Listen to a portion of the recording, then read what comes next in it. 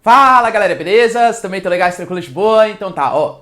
Pra quem não me conhece, meu nome é Ricardo Marcílio, e hoje tem um assunto super polêmico, aliás, bastante polêmico mesmo, que é a possível prisão, a possível soltura, aliás, do condenado Lula, né? Do ex-presidente Lula. Quer saber por que ele pode ser solto? Quer saber todo esse imbróglio que tá envolvendo aí Sérgio Moro, condenações, STF? Então se você gosta, galera, saber sobre isso, né, atualidades, e também sobre outras coisas, sobre geografia, geopolítica, enfim, notícias, tudo para se manter sempre bem atualizado, já se inscreve no canal, deixa o like, compartilha esse vídeo, que eu, Ricardo, conto muito com a ajuda de vocês, belezinha? Tamo junto? Então tá. Bom, galera, seguinte, ó. Nós temos aí o STF, formado por 11 ministros, teoricamente o guardião da nossa Constituição. O que eles têm que fazer? Eles têm que analisar se todos os processos eles estão sendo bem julgados ou não, se eles estão realmente cumprindo a Constituição. Fato é que a gente sabe que a Lava Jato, a operação que prendeu muitos corruptos, né, a gente sabe disso, ela teve alguns desvios ali na sua trajetória, a gente tá vendo, né, as mensagens do Intercept, os procuradores. Aí fica a critério de vocês, né, se eles estão sendo corruptos, se eles estão agindo de má fé, comemorando mortes, enfim e tal. Mas fato é que essa polêmica da Vaza Jato, ela mudou bastante os rumos da Operação Lava Jato e foi tudo que o STF estava precisando, porque grande parte da STF, aí eu coloco para vocês principalmente o Gilmar Mendes, o Dias Toffoli e o Ricardo Lewandowski, a gente sabe que eles são bem contra a Lava Jato, isso já ficou mais que nítido. Bom, o que acontece é que o ex-presidente ali da Petrobras, ele tinha sido preso, né, na Operação Lava Jato, e ontem o STF, 4 ministros julgaram por 3 votos a 1 que ele precisava ser solto. E aí a grande questão é, por que ele precisava ser solto, né? Por que ele precisava não ser solto assim porque ele foi inocentado? Mas porque ele precisava de um novo julgamento. Porque segundo a decisão desses 4 ministros, o que acontece? A gente tem um modelo que deu muito certo, né, entre aspas aí, durante a Lava Jato, que é o modelo de delação premiada. Então, cara, ele era culpado, e aí depois ele podia delatar e falar algo que tinha acontecido, que não tinha acontecido e tal. No caso da delação premiada, o que aconteceu? No caso desse que foi solto, né? O cara foi lá, apresentou toda a sua defesa, e aí depois que ele apresentou a defesa, foi mais um delator e fez algum tipo de acusação contra esse cara que tinha sido condenado.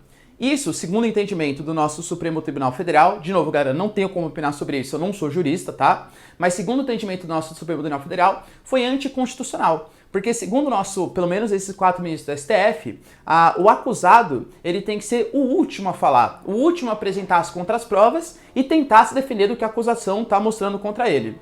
Eu, pelo menos, acho que é um argumento bastante válido, não sei o juridiquês aí, né, se realmente tal, beleza? Mas acho eu, tá? Aí, de novo, tô especulando. Que foi muito mais uma artimanha do STF procurando alguma minúcia, alguma coisinha que pudesse condenar a Lava Jato, do que propriamente porque eles acharam que era anticonstitucional, dentre outras coisas. Bom, beleza. Vocês podem perceber, galera, que esse cara que foi solto, ele não era muito reconhecido, ele não foi muito importante, assim, tal. Ele tem alguns casos, né, de corrupção, 3 milhões que foi desviado, beleza?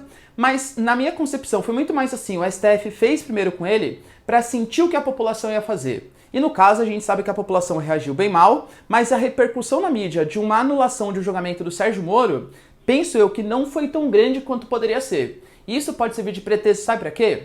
Pra soltura do Lula. Pois é, galera, do Lula. Sabe por quê?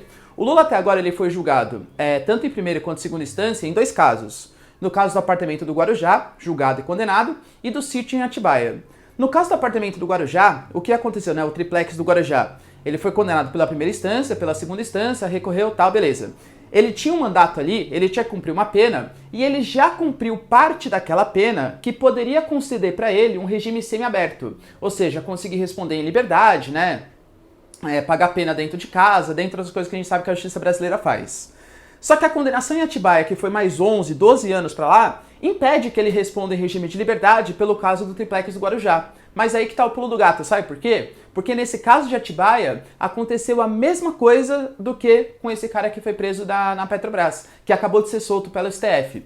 De novo, não é que ele foi absolvido, é que ele vai ter direito a ser julgado de novo e agora responder ele, né? A tentar se defender da acusação de uma delação como forma ali, né? Como uma forma de direito constitucional, pelo menos segundo entendimento do nosso STF.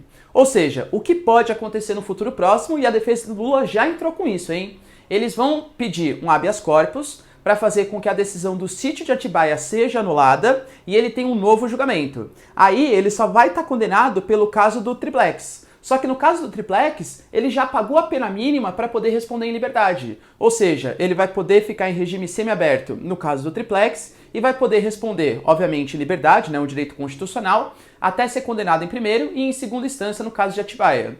E aí, quando que vai ser julgado o caso do sítio Atibaia? Não sei. Será que o novo juiz ele vai levar em consideração as mensagens da Lava Jato, do Intercept? Será que ele vai levar em consideração, por exemplo, talvez um conluio que existia entre a promotoria e o juiz? Será que ele vai levar em consideração que o Sérgio Moro hoje é o ministro da Justiça do presidente que foi totalmente ajudado pela prisão do Lula? Galera, de verdade não sabemos. A nossa justiça ela é bastante, digamos assim, inconstante. Depende muito do humor, da posição política dos nossos juízes. Infelizmente, isso é a nossa justiça. Ou seja, o Lula pode sim ser solto, pelo menos se o STF agir como agiu na soltura do ex-presidente da Petrobras, também com o presidente Lula.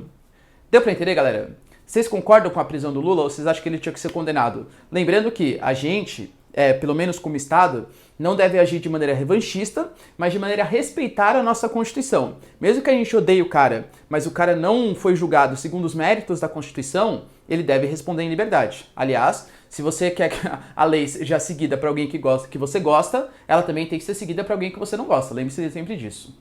Belezinha, galera? Deu para entender todo esse imbróglio aí que tá acontecendo? Então, se vocês gostaram, já deixa seu like e se inscreve no canal, que eu conto muito com a ajuda de vocês, belezinha? Beijos, abraços e tchau!